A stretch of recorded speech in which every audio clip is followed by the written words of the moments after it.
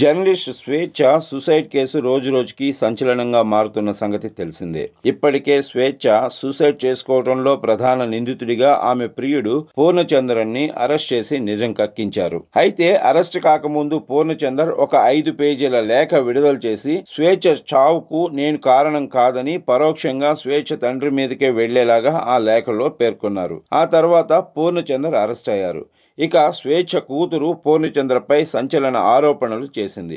పూర్ణచంద్ర మంచివాడు కాదని, ఆయన మా అమ్మను ఎన్నో విధాలుగా టార్చర్ చేశాడని, చాలాసార్లు నేను కూడా ఆయన మంచివాడు కాదని చెప్పానని, నన్ను కూడా చెప్పుకోరాని చోట అసభ్యంగా టచ్ చేశాడని, అతనే మా అమ్మ చావుకు కారణమంటూ షాకింగ్ కామెంట్లు చేసింది స్వేచ్ఛ కూతురు. ఇక స్వేచ్ఛ కూతురు వ్యాఖ్యలతో పూర్ణచంద్రరావుపై ఫోక్సో చట్టం కింద కూడా కేసు నమోదు చేశారు పోలీసులు. దాంతో పూర్ణచంద్ర పోలీసుల కోటింగ్కి తన తప్పు ఒప్పుకున్నారు. నేనే స్వేచ్ఛని పెళ్లి చేసుకుంటానని మోసం చేశానని ఒప్పుకున్నారు. అయితే పూర్ణచంద్ర ఇచ్చిన కన్ఫర్మేషన్ స్టేట్మెంట్ లో బీఆర్ఎస్ మాజీ ఎంపీ పేరు కూడా వచ్చినట్లు నెట్టింట్లో వార్తలు గుప్పమన్నాయి. అయితే ఆ స్టేట్మెంట్ లో ఏముందంటే, నేను స్వేచ్ఛతో ఉంది నిజమే, అలాగే ఆమెను పెళ్లి చేసుకుంటానని మోసం చేశాను. 2009 నుండి నాకు ఆమెతో పరిచయం ఉంది.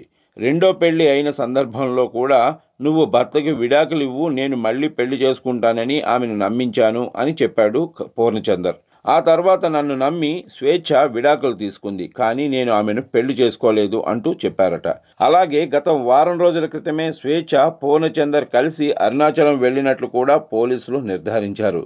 ఇక పెళ్లి చేసుకోమని స్వేచ్ఛ తనను తరచూ వేధించడంతో, నేను చేసుకోనని ఎవరికి చెప్పుకుంటావో చెప్పుకోపో, నాకు రాజకీయ అండదండలు ఉన్నాయి అని బెదిరించాడని తెలుస్తోంది. అంతేకాకుండా నేను నీతో రిలేషన్లో ఉన్న విషయం కూడా ఒక బీఆర్ఎస్ మాజీ ఎంపీకి కూడా తెలుసు, నువ్వు ఏం చేస్తావో చేసుకోపో అంటూ స్వేచ్ఛని బెదిరించాడట.